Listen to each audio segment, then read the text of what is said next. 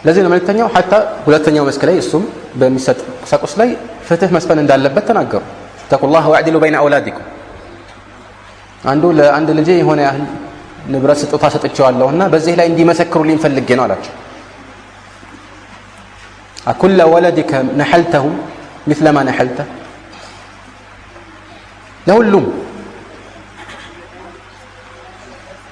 ልጆች ለሱ እንደሰጠው አይነት ሰጥተሃል አሉት መልእክተኛው አለይሂ ሰላቱ ወሰለም። አይ አልሰጠሁም ማለት ለሱ ብቻ ነው የሰጠሁት። ማለት አሽድ على هذا غيري فاني لا اشهد على الزور ይፈልግ ሌላ የሚመሰክር ልፈልግ እኔ እንዲህ አይነት ጥፋት ላይ አልመሰክርም ማለት። ዙር የሚባለው መጥፎ ንግግር ሁሉ ሊካተትበት የሚችል ቃል ነው። የግድ የውሸት ምስክርነት ቃል ብቻ አይደለም። ስለዚህ والذين لا يشهدون الزور ሲል ብዙ ዑለማዎች የተለያዩ ትርጉሞችን ሲሰጡ አንደኛው የካህዲያን አመት በዓል ብለዋል፣ ሌሎች ደግሞ ዘፈን ብለዋል፣ ጥፋት ወንጀል። ለምን لا يشهدون الزور እንጂ ያለው لا يشهدون بالزور አይደለም ያለው። ስለዚህ ፍትህ መስፈን ይጠበቅበታል ለልጆች በምናደርገው ተዓሙል ወይም ደግሞ በምናሳየው ፊት ላይ ማለት ነው። ሌላው ስህተት በርካታ ሰዎች ስለ ልጆቻቸው ህይወት መሳካት ብቸኛ ምልክት አድርገው የሚቆጥሩት የትምህርት ቤት ውጤታቸው ነው። ጎበዝ በርታ እያሉ የሚያበረታቱት የትምህርት ጉዳይ ሲሆን ብቻ ነው። ትምህርት ቤት ሄዶ አንደኛ ከወጣ ወይም ጥሩ ውጤት ካገኘ ማሻአላህ ጎበዝ ነው የሚባለው። ከዚያ ውጭ አመለ ጥፉ ቢሆን በዲን ላይ ምንም አይነት አስተዋጽኦ ባያደርግ ለመማርም ጥረት የማያደርግ ቢሆን ታላላቆችን የማያከብር ቢሆን ብዙ ደንታ አይኖራቸው። በተቃራኒው ደግሞ በትምህርቱ ውጤት የሆነ ያህል ደካማ ቢሆን ነገር ግን ከዚያ ውጭ በተለያዩ መስኮች ላይ ብልጫን ቢያሳይ ይሄ እንደ ብልጫ አይቆጠርለትም። ብዙ ሰዎች ብቸኛ ሚዛናችን ትምህርት ሆነ። ዘካ ብቸኛ እኮ ሚዛን አይደለም። ዘካ የሚባለው ተራጮልነት ማለት ነው። ይሄን ነገር ተገንዝቦ ከዛ በኋላ ማወቅ። ሰዎች ሊበልጡ ይችላል፣ እሱ ሰዎች ሊበልጥ ይችላል። ግን ዋናው አቅሉ ነው። ይሄንን አእምሮ በመልካም መስክ ላይ መጠቀም መቻሉ ነው። እናም ይሄ ብቸኛ መመዘኛ መሆን የለበትም። ሌላው ብዙ ሰዎች ከሚሳሳቱባቸው ርዕሶች አንዱ ልጆቻቸውን ሁል ጊዜ የሆነ ስራ ላይ እንዲጠመዱ ወይም በዚያ ሙያ መስክ ላይ እንዲሰማሩ ይፈልጋሉ። በብዛት የራሳቸው ሙያ መስክ ነው የሚሆነው። አባቱ ኢንጂነር ከሆነ ልጅም ኢንጂነር መሆን አለበት ይላል። ወታደር ከሆነ የግድ ወታደር መሆን አለበት። ይሄ ግድ አይደለም። ሰዎች ተሰጧቸው ይለያያል፣ ፍላጎታቸውም ሊለያይ ይችላል። ነገር ግን ትልቁ ዕውቀት ዝንባሌያቸውንና ፍላጎታቸውን አውቀን ከዲን ጋር የማይጋጭ እስከሆነ ድረስ በዚያ ላይ እነሱን መርዳት ነው። ሐታ ዲን ላይ ሁሉም ሰው እኮ ዓሊም ይሆን አልተባለም። ግልጽ ነው።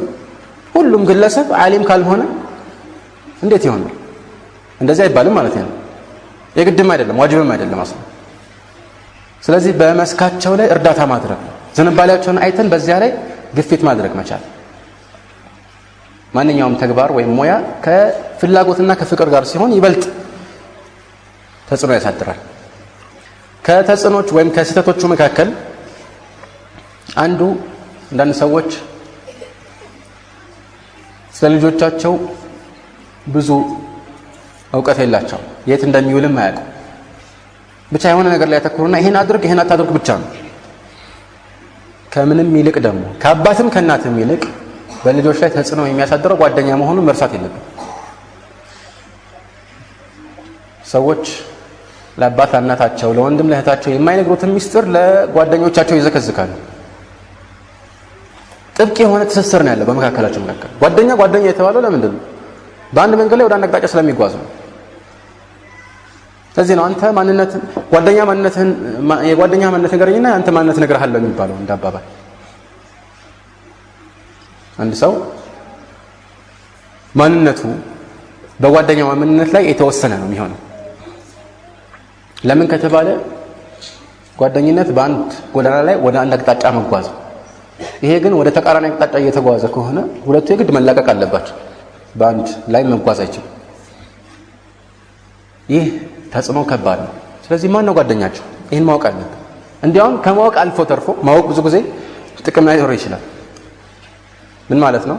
ከተፈጠረ በኋላ ችግሩ ከተከሰተ በኋላ ጓደኛው ማን ነው አወቅ ካላወቅ እንደገና ጥሩ ተጽዕኖ ለማሳደር ሊከብድ ይችላል። ስለዚህ ማድረግ ያለብህ አስቀድመህ አንተ ጥሩ ጓደኛ እንዲይዝ መንገድ መቀየስ፣ ጓደኞቹ መልካም ጓደኞች እንዲሆኑ ከነሱ ጋር ማገናኘት፣ መልካም ጓደኞች ያሉበት ቦታ እንዲውል ማድረግ የትልቅ ተጽዕኖ አለው።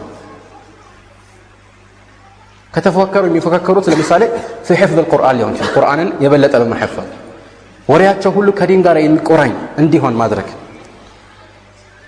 ይሄ ትልቅ ተጽዕኖ አለው። ነገር ግን ስህተት ከተፈጸመ በኋላ ከጓደኛ ጋር ጓደኛን ማላቀቅ ይከብዳል። ወደንም ጠላን ማለት ነው። ከዛሬ ጀምሮ ይላል አንዳንድ አባት፣ ከዛሬ ጀምሮ ከዚህ ልጅ ጋር ባይ ወየውል። እሱ መንገድ ላይ ሲያገኘው ምን እለፍ እለፍ ብሎ ተደብቆት እየሮጠ አያመልጥም በብዛት። እንደሱም አይሆንም። መጀመሪያ ነበር መፍትሄው። ከዚያም በኋላ ማስረዳት የግድ ነው። ቅድም የተባባልነው ምክንያታዊነት ሁሌ በርካታ መስመሮች ከስሩ ሊሰመሩለት ይገባል። ከስህተቶች መካከል ልጆችን አንድ ነገር እንዳይሰሩ ልንገስጻቸውና ከዚያ እንዲርቁ ስንፈልግ በተለይ ልጆች ህፃን ልጆች ከሆኑ ተው እንለዋለን። ወይ አያጅቦ ይመጣል እንለዋለን፣ ወይ የሆነ ጭራቅ አለ እንለዋለን፣ ወይ ዶሮ ቆራጭ እንለዋለን። የሌሉ ነገሮች ናቸው ሁሉ። በሌለ ሰመመናዊ ማስፈራሪያ ልጆችን መገሰጽ መጥፎ ነው። ዋነኛው ችግር ፍርሃት በልብ ውስጥ ያድርበታል። እንደዚህ እየተባለ ያደገ ልጅ በጨለማ የሆነ ክፍል መግባት ይፈራል ነው አይደለም? ዛሬ ደግሞ ይሄን የሚያባብሱ በርካታ ነገሮች አሉ። ፊልም የሚባል ነገር አለ። ያው ስለ ፊልም ብዙ ማለት አልፈልግም። አሁን ከዚህ ጋር በተያያዘ ከፍራቻ ጋር አስፈሪ ፊልሞች አሉ እንደ መዝናኛ የሚታዩ። መፍራት እንዴት መዝናናት እንደሚሆን አላውቅም፣ ግን የቴረር ፊልሞች የሚባሉ አሉ በብዛት የሚሰሩ። አንዳንዴ ከቴረር ውጭ ተብለው የሚሰሩ ፊልሞች ሐቂቀተን ከእውነታው የወጡ ናቸው አብዛኛዎቹ። ድሮ ልብ ወለድ ምንድነው ሲባል ልብ ወለድ በእውነተኛ ታሪክ ወይም በእውነተኛ ክስተት ላይ የተመሰረተ ምናምን ተብሎ ነበር ታሪክ የሚደረገው አይደል? ዛሬ በውሸት ላይ የተመሰረተ ሆኗል። የማይፈጸም ነገር የሆነ ከሌላ ዓለም የሆኑ ሰዎች መጥተው ከዛ በኋላ አንዱ ሲፈልግ ይበራል አየር ላይ፣ አንዱ ሲፈልግ ደግሞ እንደ መኪና ይጓዛል፣ አንዱ ይቀያየራል፣ አንዱ የሌሉ ነገሮች ልክ እንደ እውነት እየተቀረጹ ፊት ለፊት ይታያል። ህፃኑ ልጅ ምስኪን ነው እንደምታውቁት፣ ለመጀመሪያ ጊዜ ዱንያ ውስጥ የመጣው አይደለ? ቅርብ ነው እኮ እንደኛ ብዙ ልምድ የለውም። ብዙ ዓመታት አውቆ ይሄ ውሸት ነው ይሄ ውጠነት ነው አይደል? አሁን ገና ነው ወደ ዱንያ መጥቶ ሁሉ ነገር አዲስ ነው። ሁሉ ነገር ለሱ ተአምር ነው። በንጹህ አእምሮ ደግሞ ያያቸው ነገሮች ይቀርጻል። አንዳንድ ጊዜ እሱ ፈልጎ እያስታወሰ ባይቀርጽም አእምሮ ውስጥ የሆነ ቦታ ይቀመጣል። አንዳንዶች አንኮንሺየስ የሆነ አእምሮ አለ እንደሚሉት የሆነ ቦታ ይቀመጣል። በኋላ ተጽዕኖ ብቻ ይቀራል። ላስታውስ ቢል ተጽዕኖ ከየት እንደመጣ ማስታወስ አይችልም፣ ግን ተጽዕኖ ቀርቷል አእምሮ ውስጥ። ገብቷቸዋል? አንዳንድ ሰዎች በትልቅነታቸው የሆነ ነገርን በጣም ይጠላሉ። ለምን እንደሚጠሉት አያውቁትም፣ ግን የሆነ ምክንያት ሊኖር ይችላል ወደፊት በፊት ማለት ነው በህይወታቸው ላይ የተቀረጸ። ግን ምኑ ቀረ? ተጽዕኖ ቀርቶ ዋናው ክስተቱ ከአእምሮ በኖ ጠፍቷል። ይህ አይነት ነገር ሊፈጠር ይችላል። በማይሆኑ ነገሮች ማመን ሊከሰት ይችላል። ከዚህ ጋር የሚጠቀሰው ሌላው ስህተት ምንድነው? ልጆች ስለሆኑ ብሎ ብቻ አንዳንድ ነገሮች እንደ መዝናኛ ለነሱ ሙሉ ለሙሉ ማመቻቸት። ከዚህ ውስጥ አንዱ ካርቱን ፊልም የሚባል ነገር። ብዙ ካርቱን ፊልሞች በቀጥታም ተዘዋዋሪ በልጆች አእምሮ ላይ የሚያሳድሩት ተጽዕኖ አለ። የሚያሳድሩት ተጽዕኖ ከአቂዳ ጋር የተገናኘ ሊሆን ይችላል፣ ከባህሪ ጋር፣ ከአስተሳሰብ ጋር፣ እንደዚሁም ከአእምሮ ፍጥነት ጋር የተገናኘ። ከአቂዳ ጋር ሲባል አንዳንድ ካርቱን ፊልሞች ላይ ለምሳሌ የሆነ የሚወለወል ነገር ሲነካ አንድ ትልቅ ጋኔን ይመጣል። ከዛ በኋላ ምን ላደርግልህ ይለዋል፣ እንደዚህ ያደርግልኝ ይለዋል፣ ያደርግለታል። አስማት ተብሎ ማለት ነው። ሁሌ አስማት የሚለው ቃል ከህፃናት አፍ የማይወጣበት ደረጃ ላይ ነው ዛሬ ያለው። ሲጫወቱ እንኳን አትመለከቱም እርስ በርስ እኔ በአስማት እንዲያረጋለ ያየውን ነው የሚተገብረው። ከዚህ አልፎ ተርፎ አንዳንዴ በጀነትና በእሳት ማሾፍ ቀጥታ በዚህ ላይ የሚያሾፉ ነገሮች አሉ በተዘዋዋሪ ማለት ነው። አንዱ ደግሞ ይመጣል ካርቶን ፊልም ነው ይሄ ሁሉ እኔ የእንትን አምላክ ነኝ ይላል፣ ያኛው ደግሞ የእንትን አምላክ ነኝ ይላል። ሁለቱ አምላኮች ይደባደባሉ ወይ ይጣላሉ። በርካታ እንዲህ አይነት ከአቂዳ ጋር ቀጥታ የሚገናኙ ነገሮች በተዘዋዋሪ በልጁ አእምሮ ውስጥ ተጽዕኖ እያሳደሩ ነው። እኛ ግን እየተዝናና ይመስላል። አስለን ብዙዎቻችን ምን እንደሚልም አናውቅም፣ አናየውም። ባህሪያዊ የሆነ ተጽዕኖ ያሳድራል። ይሄ ነገሮችን ማቃለል ለምሳሌ ሁልጊዜ የሆነ ነገር ስለሚያይ ያወራር ስልቱ ራሱ ይለያል። በቀስታ ማውራት ሲገባው የሆነ ጊዜ ፍንጥር ብሎ ይዘልብና የሆነ ነገር ይልሃል። ከዛ በኋላ ይቀልድብሃል፣ ከዛ ድንገት ይስቅብሃል፣ ከዛ ድንገት ያለቅስብሃል። ይሄ ሁሉ የነዚህ ፊልሞች ተጽዕኖ ነው። ወይ ደግሞ ነገሮች ቀላል መስለው ይታዩታል። ምክንያቱም በካርቶን ፊልም ላይ ነገሩ በትክክለኛም ፊልም እንደዛ ነው። ግን በተለይ እነሱ የሚያዩት ካርቶን ፊልም ላይ በአንድ ጊዜ የሆነ ህንፃ ድምጥማጡ ይጠፋል፣ በአንድ ጊዜ ዓለም ትጠፋና ሌላ ዓለም ጋር ይካሄዳል፣ በአንድ ጊዜ አውሮፕላን ይወድቃል፣ በአንድ ጊዜ ሰው ይሞታል፣ በአንድ ጊዜ ሰው ይድናል። ቀላል ነው። እነሱ እየሳቁ ነው ይሄን የሚያዩት። አንድ ጊዜ ትዝ ይለኛል የሆነ ሰው ላማክርህ ብሎኝ ልጆቼ ፊልም በጣም እያዩ አስቸገሩኝ። በተለይ ካርቶን ፊልም እያዩ በጣም ስላስቸገሩኝ ምን ማድረግ ይጠበቅኛል? ተጽዕኖ እያየሁ ነው ፊት ለፊት ቤቴ ውስጥ። አንድ ጊዜ በመኪና እየነዳሁ በከባድ ፍጥነት ላይ ነበር። ድንገት የሆነ መኪና ገባብኝና ቀጥታ ተጋጨኋል። እነሱ ከኋላ ተቀምጠው ነበር። በዚህ ሰዓት መጀመሪያ የደነገጥኩት እነሱ እንዳይደነግጡ ፈርቼ ዞር ብዬ ሳያቸው እነሱ በሳቅ ከት ብለዋል። ተጋጨ ብለው ማለት ነው። ባህሪያዊ ተጽዕኖ እንዲህ አሁን የጠቀስኩላችሁ አይነት ምሳሌዎች ብቻ አይደሉም። በርካታ መጥፎ ተጽዕኖዎች አሉት። አንዳንዴ የአእምሮ ብቃትንም በከፍተኛ ደረጃ ይቀንሳል። ምክንያቱም የሚታየው የሌለ ነገር ነው። ከገሃዱ ዓለም ተነጥሎ የሌለ ነገር ላይ ትኩረት አድርጎ ያንን ነገር ሲሸምድድ ይሄዳል። ቁም ነገር አይደለም የሚያየው። ይሁን ነገር በቃ ሲገባ ሲወጣ ነው። ወይ በቃ አይጥና ድመት ሲሯሯጡ። ስለዚህ ለቁም ነገር የተዘጋጀ አእምሮ አይኖርም። ቁም ነገርን በከባድ ሁኔታ ይሰለቻል። መስማት አይፈልግም። ቀልድ፣ ጨዋታ ወይም ደግሞ እንዲህ አይነት ነገር ብቻ ነው በቃ የሚያምረው። ከዚህ ጋር አብሮ የሚጠቀሰው ጌም የሚባለው ነገር ነው። ጌም መጫወች ተብሎ አእምሮ ውስጥ ጌም طبعا حرام ነው አይደለም ርዕሱ ማለት ነው፣ ያሌላ ጉዳይ ነው። ግን ጠዋት ማታ ይህንን ነገር የሚቀጠቅጡ የሆኑና አእምሯቸው ውስጥ ምን ያህል ተጽዕኖ ያሳድራል። በህልማቸው ራሱ ያያሉ ይህን ነገር። ይሄ ማሾፍ አይደለም፣ ግን እንደዚህ አይነት ነገር ነው የሚስተዋለው።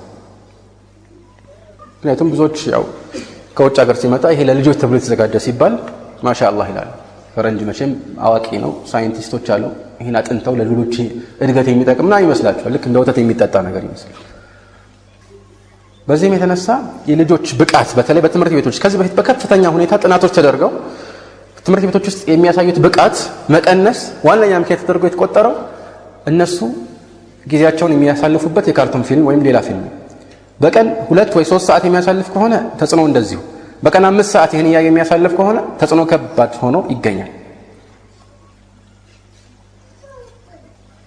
በርካታ ተጽዕኖዎች አሉ። ስለዚህ ከሆነ ቦታ የመጣን ነገር በአጠቃላይ ለልጆች ስለተባለ ብቻ ወይም ልጆች የሚል ጽሑፍ ስለተጻፈበት ብቻ እኛም ማበርከት አንችልም። ይሄን ነገር ተግባባን። ለሁሉ ነገር ሚዛን ሊኖረን ይገባል። ለሁሉ ነገር መለያ አለን።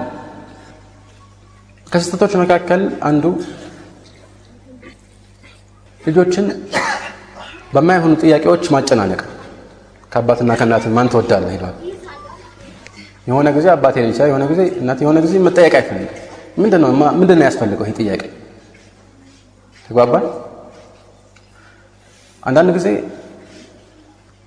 ከጥያቄ አልፎ በቀልድ መልክም ቢሆን አልወድህም በለው ይባላል። ትንሽ ልጅ ነው፣ አባቱ የሆነ ነገር ስለከለከሉ አልወድህም ይለዋል፣ በቀላሉ ማለት ነው። እናቱም እንደዚህ።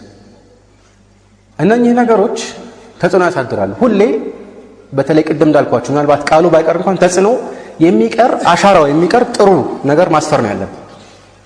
አባትና እናትን መውደድ አለብህ፣ ማክበር አለብህ። ግልጽ ነው አይደለም? አላህ እንዲህ ብሏል፣ አላህ እንዲህ ወደ። እነኚህ አይነት ቃላት ናቸው ሁሌ በጆሮ ሊንቆረቆሩ የሚችሉ። ሌላው ስህተት ልጆችን ሙሉ ለሙሉ ከኃላፊነት ማራቅ። ኃላፊነት እንዲሰማቸው አለማድረግ። በሆነ ርዕስ ላይ የሆነ ነገር ሊያወራ ሲፈልግ ዝም በል አንተ ብሎ አፉን ማዘጋት። በራስ የመተማመን ወይም ደግሞ ያወቀውን ነገር በትክክል የማስተላለፍ ፍላጎቱም ችሎታውም ይጠፋበታል። ዛሬ አንተ እንዲህ ስትለው ውጭም ሲወጣ የሆነ ተጽዕኖ አድሮበት ነው የሚወጣው። ስለዚህ አንዳንድ ልጆች ከማንም ጋር እንዳታወራ ይላል። ትልቅ ሰው ሲያወራ ጣልቃ አትግባ ይባላል። በዚህ ቃል መሆን የለበትም። ነዓም ቁም ነገር በሚወራበት ጊዜ ይህንን አታቋርጠው ይባል አንድ ነገር ነው። በተለይ ካለማቋረጥ ጋር ማለት ሰው ሲናገር አዳምጠህ ከዛ ሲጨርስ መልስለት። እንደዚህ አይነት ትምህርት ነው መሰጠት ያለበት ማለት ነው እንጂ ከትልቅ ሰው ጋር አታወራ ምናምን ሲባል ፍርሃት እያደረበት ይሄዳል። ከስህተቶች መካከል የልጆችን ጥፋት በሌሎች ፊት ማውራት፣ በተለይ በጓደኞቻቸው ፊት ማውራት። አንተ ጎበዝ ነህ ማሻአላህ፣ ይሄ ግን ጓደኛህ ደደብ ነው ይለዋል። የራሱን ልጅ ማለት ነው ደደብ የሚል ይሄ ስህተት ነው። በተለይ በጓደኞቻቸው መካከል ይሄ አይነት ነገር ሲነሳ የሚፈጥረው ስሜትን እንደ ራስ ማሰብ ነው፣ ልጆች ቢሆንም ማለት ነው። ሌላው ስህተት በአባትና በእናት መካከል አለመግባባት ሲኖር ይህን አለመግባባት ለልጆች ግልጽ ማድረግ ነው። ልጆች እየሰሙ እናትን መዝለፍ ወይም ደግሞ ማጣጣል አደጋ ነው። ነገሮች ሳይሰሙም ቢሆን አደጋ ነው፣ ግን እየሰሙ ከሆነ ደግሞ አደጋው ይበረታል የሚሆን ወይ ይህን ነገር ታስለምደዋለህ ሰው መናቅ፣ ወይ ደግሞ ለአንተ ጥላቻ ይኖረዋል እናቱን በዚህ መልኩ ስለናክበት። እናትም እንደዚሁ ለአባት። ከስህተቶች መካከል ልጆች እርስ በእርስ በሚኖራቸው የጨዋታ ግንኙነት ላይ ተጽዕኖን የሚያሳድር ስነልቦናዊ ተጽዕኖ የሚያሳድር ቃላትን መሰንዘር፣ በቁም ነገር ባይሆንም በትምህርት በምናምን ብቻ ሳይሆን በጨዋታም ላይ አንዱን የበልጥ የበላይ ሌላውን ደግሞ የወደቀ ስታደርግ ያ ተጽዕኖ አለው።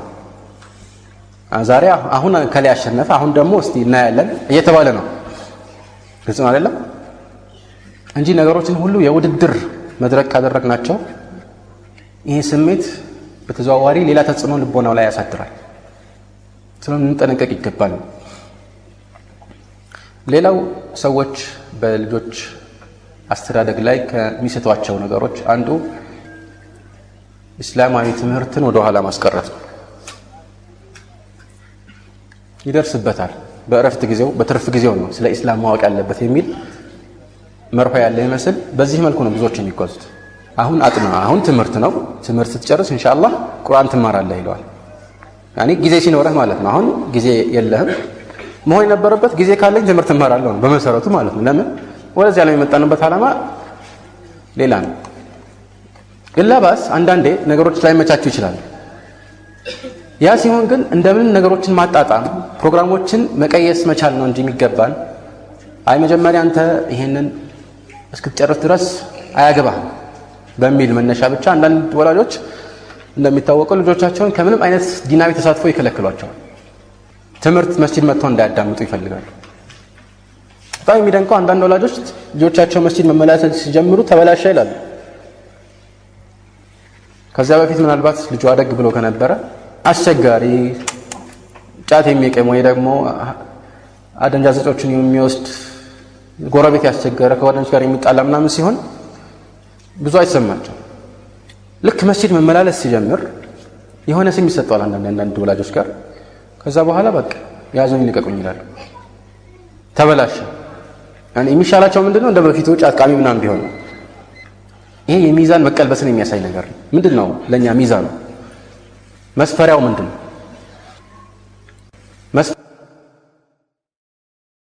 ስለሆነም ልጆች በሚያድጉበት ጊዜ ዲናዊ ህይወታቸው ይበልጥ ትኩረት ሊሰጠው ይገባል። ዲናዊ ህይወት የሚባለው ልብ በሉ ጥሩ ስብዕናን ከመቅረጽ ነው የሚጀምረው።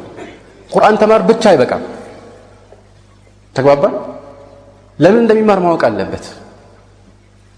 ውስጡ ያለው መልእክት መገንዘብ ወደፊት እንደሚገባውም አስቀድሞ ማወቅ ይኖርበታል። በዚህ መልኩ ነው መጓዝ ያለበት እንጂ ከዚህ ውጭ እንደ ትርፍ ነገር የዲን ጉዳይ ተቆጥሮ ይህን ጉዳይ ተው ሲባል በእርግጥም ትርፍ አድርጎ ሊያስበው ይችላል አላህ ካልመራው በስተቀር።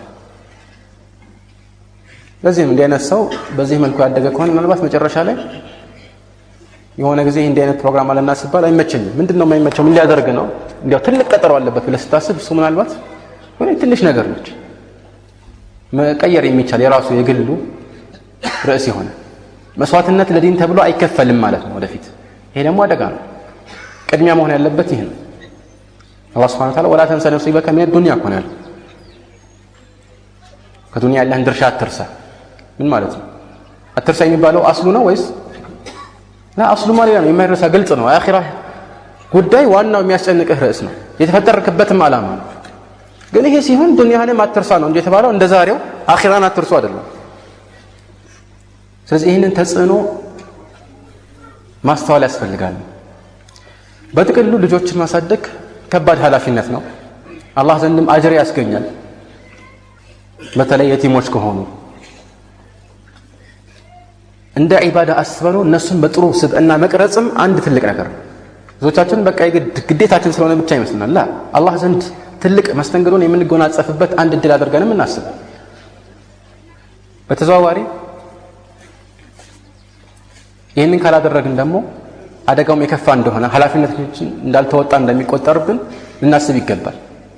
አለበለዚያ ግን ሁኔታው ከተመቻቸ የአላህን ትእዛዝ ከፈጸምን ልጆችን በስነ ስርዓት ከቀረጽን ወደፊት ውጤቱ የተሻለ ነው የሚሆነው።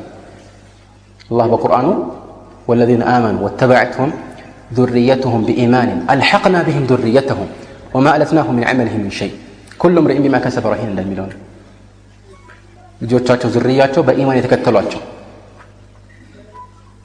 በኢማን የተከተሏቸው ሲባል አስተውሉ። የኢማን አስተዋጽኦ ትልቅ ፍሬ አፍርቷል። አልሐቅና ቢሂም ذريتهم ዱንያ ላይ አንድ ላይ እንደኖሩ ሁሉ አኺራም ላይ አላህ Subhanahu Wa Ta'ala አንድ ላይ ያኖራቸዋል። አንድ ላይ የጀነት ይሆናሉ ማለት ነው። ግን ይሄ ለለፋ ሰው ብቻ ነው የሚሆነው። አጅርም ያገኝበታል። ይህንንም ካልተወጣ ምናልባት ሊቀጣበት ይችላል። ይህን ማሰብ ያስፈልጋል። ሁሉ ጊዜ ከበላይ ሆኖ የሚቆጣጠረው ጥሩ ሰው ከሆነ ተጽዕኖ በብዛት ጥሩ ሊሆን ይችላል አላህ ካልፈለገ በስተቀር። فتقبلها ربها بقبول حسن وأنبتها نباتا حسنا من كفلها وكفلها زكريا تسألون تملكت አሳዳጊው ማን ነው? ዘከሪያ። ይሄ ተጽዕኖ አለው። አለበዛ ያለ ምክንያት አይጠቀስም። አላህ Subhanahu Wa Ta'ala وأنبتها نباتا حسنا ካለ በኋላ ወከፈለها ዘከሪያ ላይ ያለ ምክንያት አይሆንም። ተግባባን። እናም የአሳዳጊ ማንነት በአዳጊዎች ላይ የሚያሳድረው ተጽዕኖ ከባድ መሆኑን ልናምንበት ይገባል ነው። በጥቅሉ ትልቁ ነገር እነኚህ እንደ ምክንያት ቢቆጠሩም አላህ Subhanahu Wa Ta'ala በዚህ ላይ እንዲያግዘን መለመን፣ ዱዓ ማድረግ። ከተወለዱ በኋላ ቀድም ሳይወለዱ በፊት ዱዓ ማድረግ እንዳለ ጥቅሽላቸው የለም። ከተወለዱ በኋላ ደግሞ ይበሳል። ኢብራሂም አለይሂ ሰላም ምን አሉ? አሕሰንት ወጅኑብኒ ወበኒየ አን ነዕቡደ አልአስናም ልጆችንና እኔን ጣዖት ከመገዛት አርቀናል። ረቢ ጀዐልኒ ሙቂመ ሰላቲ ወሚን ዙርየቲ ረበና ወተቀበል ዱዓ። ብዙ ቦታ ዱዓ አድርገዋል ኢብራሂም። ረቢ ሀብሊ ሚነ ሳሊሒን ቅድም እንዳሉ። ለዚህ የእሳቸው ልጆች ማለት እነማን ናቸው? የኢብራሂም ልጆች አስተን ከሳቸው በኋላ የመጡት ነብያት ሁሉ የሳቸው ዝርያ ናቸው። ነብያት ሁሉ ከሳቸው በኋላ የሳቸው ለዚህ አቡል አንቢያ የሚባሉት ለዚህ የአንቢያዎች አባት። ተግባባል። ይሄ ዱዓ ተጽዕኖ አለ። ረበና ጀዐልና ሙስሊመይን ለከ ወሚን ذريتنا ኡመተን ሙስሊመተን ለክ። እንዲህ አይነት ዱዓ ሁሉ ያስፈልጋል ልጆቻችን እንጂ ሁሉ ጊዜ በራሳችን ተጽዕኖ በራሳችን ችሎታ ብቻ ነገሮችን መገደብ የምንችል እንዳይመስለን። هذا والله أعلم وصلى الله على محمد وآله وصحبه أجمعين.